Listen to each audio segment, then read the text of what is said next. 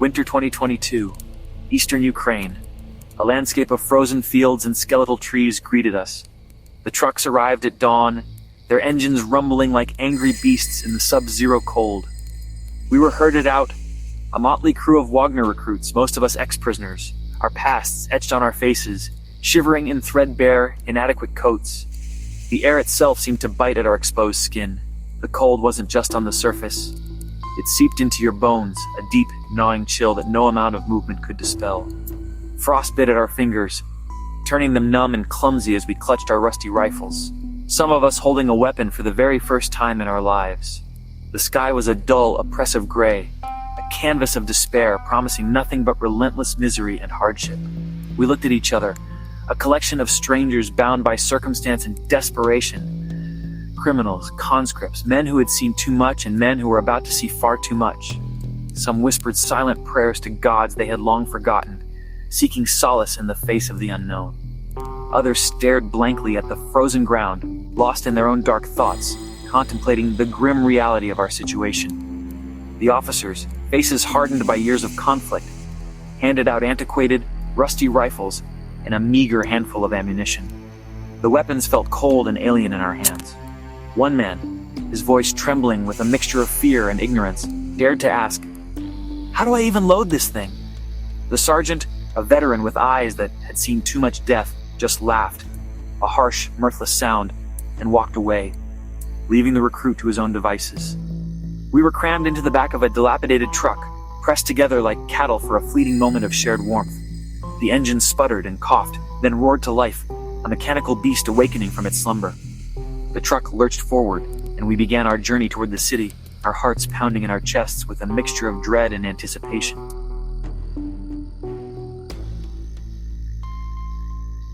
As we reached the desolate edge of Bakhmut, the truck shuddered to a halt, and we were unceremoniously dumped onto the frozen ground. The city loomed before us, a skeletal silhouette of broken buildings and rising smoke against the bleak horizon. The distant rumble of artillery echoed through the air, a constant reminder of the brutal conflict that awaited us. Colonel Sidorov, a man whose face seemed permanently etched with a scowl, gathered us in the snow. His eyes were as cold and unforgiving as the steel of a gun barrel. "You are Wagner now," he declared, his voice a harsh rasp that cut through the biting wind. "You will fight for this city, you will hold it at all costs, or you will die a dog's death." Some men, desperate to mask their fear, tried to crack jokes, but their laughter was strained and hollow, devoid of genuine mirth. We all knew, deep down, what was coming: a descent into hell, a battle for survival against overwhelming odds. That night we huddled together for warmth in the skeletal remains of a ruined house, seeking shelter from the relentless cold and the ever-present threat of artillery fire. The walls shook violently with each incoming shell, the vibrations rattling our teeth and sending shivers down our spines. Some men, unable to contain their fear, cried quietly in the darkness, their sobs muffled by the thick stone walls. Others stared blankly at the crumbling ceiling, their eyes wide with terror, passively waiting for the inevitable next hit. We learned to recognize the sound of the drones before we even saw them, a high-pitched, electric whine that sent a jolt of fear through our bodies, followed by a blinding flash of light, then the screams of the wounded and dying. In the cold gray light of morning, we stumbled upon the mangled bodies of those who hadn't been so lucky, their lifeless forms scattered amongst the rubble. No one spoke a word. The horror was too profound for words. We just averted our gaze, steeling ourselves for the day ahead, and moved on, leaving the dead behind.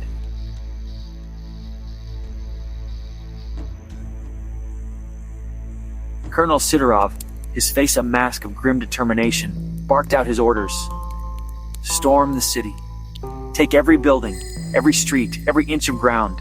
Hold it at all costs. Show no mercy. Some of the men, barely more than boys, didn't even know the first thing about how to properly fire a rifle. We were all scared, perpetually cold, and constantly hungry. Our gear was outdated and ill-fitting. Our boots were worn through, riddled with holes that led in the freezing snow and water. That night, the relentless raids began, a symphony of destruction that seemed to have no end. Artillery shells rained down upon us, shaking the very foundations of the city. Drones buzzed menacingly overhead, their cameras searching for any sign of movement in the inky blackness. We stumbled blindly through the thick mud and treacherous rubble, the ruined city looming before us like a monstrous, decaying beast. The civilians were long gone, fled to safer havens, leaving behind only ruins, ghosts, and the pervasive stench of fear. Some men, their spirits broken by the relentless onslaught, refused to go forward, unable to face the horrors that awaited them. The enforcers, cold-blooded and ruthless, shot them down in front of us, a brutal display of power and a stark reminder of the consequences of disobedience. No one spoke, no one dared to protest. We just kept moving, our faces etched with a mixture of fear and resignation. We learned quickly, brutally, that there were only two options in this war: obey without question, or die a swift and merciless death. The city, a gaping maw of destruction, swallowed us whole, and we were lost within its depths. The fighting was chaos, a swirling vortex of destruction and despair. We crawled through trenches, slick with mud and the residue of war, and navigated the skeletal remains of shattered buildings. Every street was a death trap, a potential ambush waiting to unfold. The air itself crackled with tension, thick with the acrid smell of smoke and the metallic tang of blood. We spent what felt like an eternity in the trenches, the mud a constant companion, rising up to our knees and sometimes higher. The cold seeped into our bones, a relentless chill that no amount of clothing could truly ward off. Rats, emboldened by the carnage, scurried over our boots at night, their beady eyes glinting in the darkness, a constant reminder of the decay that surrounded us. Sleep was a luxury, a fleeting escape from the waking nightmare. Shells landed without warning, tearing apart the earth and the men around us. The ground would shake violently, and the air would be filled with the deafening roar of explosions. Sometimes, a man would simply vanish in a cloud of dirt and blood, erased from existence in an instant. We learned not to look back, to steel ourselves against the horror, to keep moving forward, or risk succumbing to despair. We ate cold rations, tasteless and meager, barely enough to keep us moving, to fuel the endless cycle of violence. Some men, desperate for a moment of comfort, traded precious cigarettes for a scrap of bread, a fleeting taste of normalcy in a world gone mad. Hunger gnawed at us all, a constant, dull ache in our bellies, a physical manifestation of the emptiness that consumed us. At night, huddled together for warmth and a semblance of camaraderie, we whispered about home, about the lives we had left behind. Some had families, wives and children waiting anxiously for their return. Others had nothing to return to, no ties to bind them to the world beyond the trenches, only the grim reality of the present. The silence was almost as terrifying as the explosions. The moon cast long, eerie shadows across the snow-covered trenches, and the distant gunfire served as a constant reminder of the war that raged around us. It was a time for reflection, for confronting the fear and the uncertainty that gnawed at our souls. The order came, barked out by a faceless voice: advance. We crawled through the rubble, each movement a calculated risk, bullets snapping overhead like angry wasps. The city was a maze of death, a labyrinth of shattered buildings and hidden dangers, where every corner held the potential for annihilation. A friend, a man I had shared countless meals and whispered conversations with, was hit beside me. He didn't scream, didn't cry out in pain, just fell, his eyes wide open in disbelief, his life extinguished in an instant. We kept moving, driven by a primal instinct to survive. There was no time to mourn, no time to grieve, only the relentless pressure to push forward. We found temporary shelter in a basement, a dark and damp refuge from the storm of war. The walls were covered in graffiti, names of fallen comrades, desperate prayers for salvation, angry curses against the enemy. We added our own, scratching our names into the concrete, a futile attempt to leave our mark on a world that seemed determined to erase us. The flickering candlelight cast dancing shadows on the walls, creating an illusion of movement and life in the otherwise desolate space.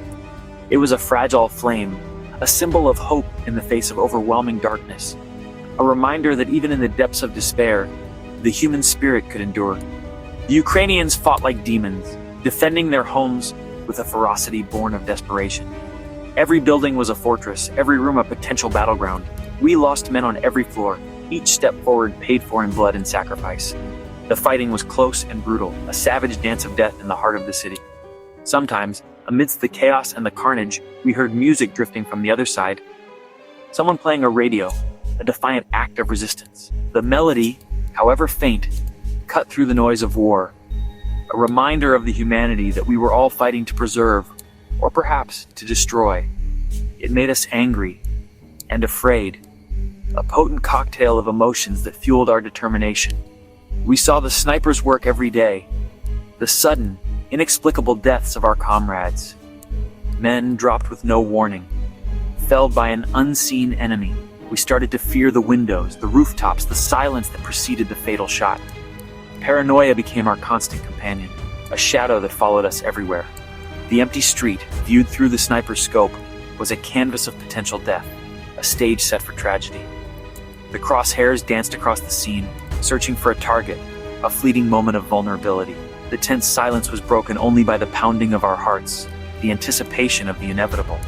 One night, under the cover of darkness, we were ordered to charge a fortified position, a suicidal mission with little chance of success. No support, no artillery barrage to soften the defenses, just a whistle and a scream, a signal to run headlong into the teeth of the enemy. We ran into hell, a maelstrom of fire and steel.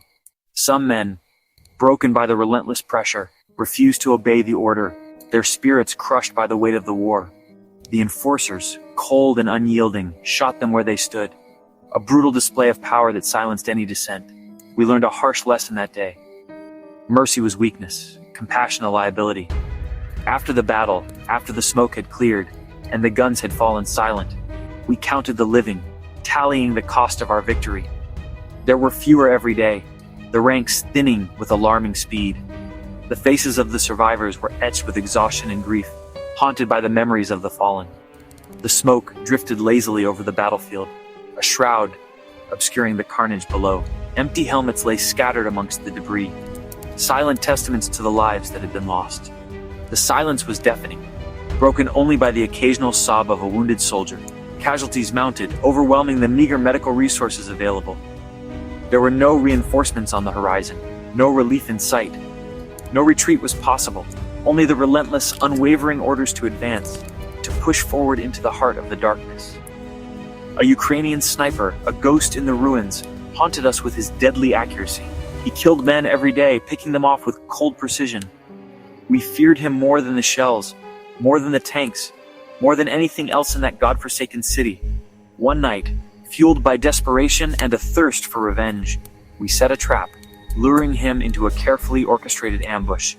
We caught him in a crossfire, unleashing a hail of bullets that tore through his body. The ambush was brutal, swift, and merciless. No mercy given, no prisoners taken. But the fear remained, a lingering shadow that refused to dissipate. Every window, every doorway, every shadow held the potential for death, a constant reminder of the fragility of life in that war-torn city. One young recruit, his eyes wide with a mixture of fear and disillusionment, wrote in a hidden notebook, his words barely legible in the dim light. "This isn't war. It's a conveyor belt to death, a relentless march towards oblivion." We planted flags on the ruins of conquered buildings, claiming victory in a city that had already been reduced to ashes. But there was no victory, only more dead, more suffering, more emptiness. The flags were just symbols, meaningless gestures in the face of such overwhelming devastation. The smoke continued to rise from the city, a dark plume that stained the sky. Distant gunfire echoed through the empty streets, a constant reminder of the war that raged on. The city was a ghost town, a monument to human folly and destruction. After months of relentless fighting, we finally took Bakhmut.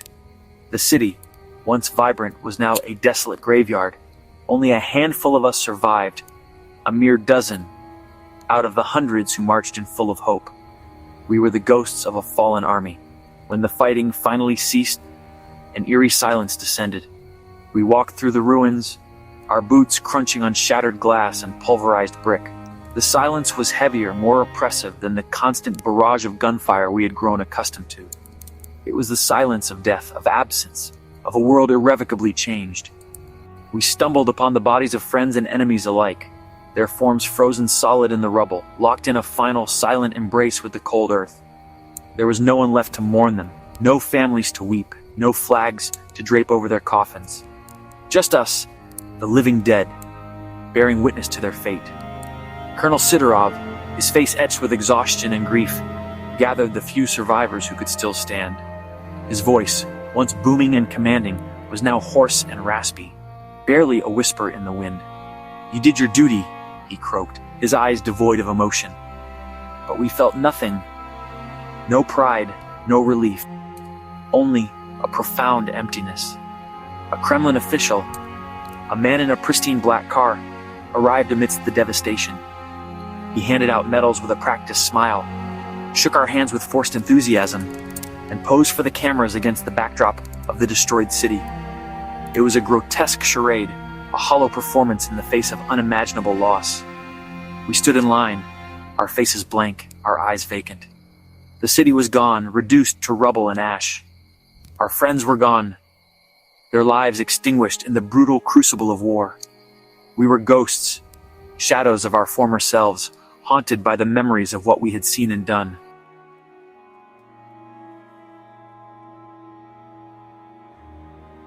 We buried the dead in a mass grave just outside the city limits, a pit dug into the frozen earth.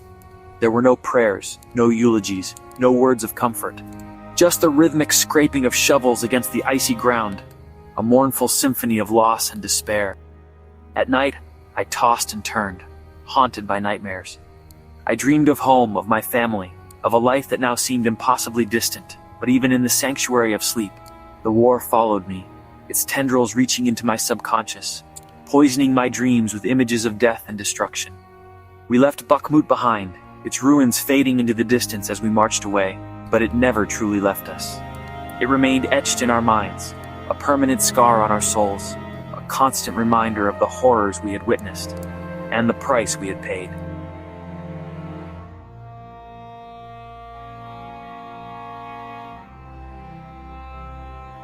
Colonel Siderov led us, not as a commander, but as a fellow survivor, through the desolate landscape. We were hollow men, broken by the weight of our experiences, irrevocably changed by the horrors we had endured. The Kremlin official, oblivious to our suffering, delivered a prepared speech. He declared, his voice ringing with false bravado, "You are heroes of Russia.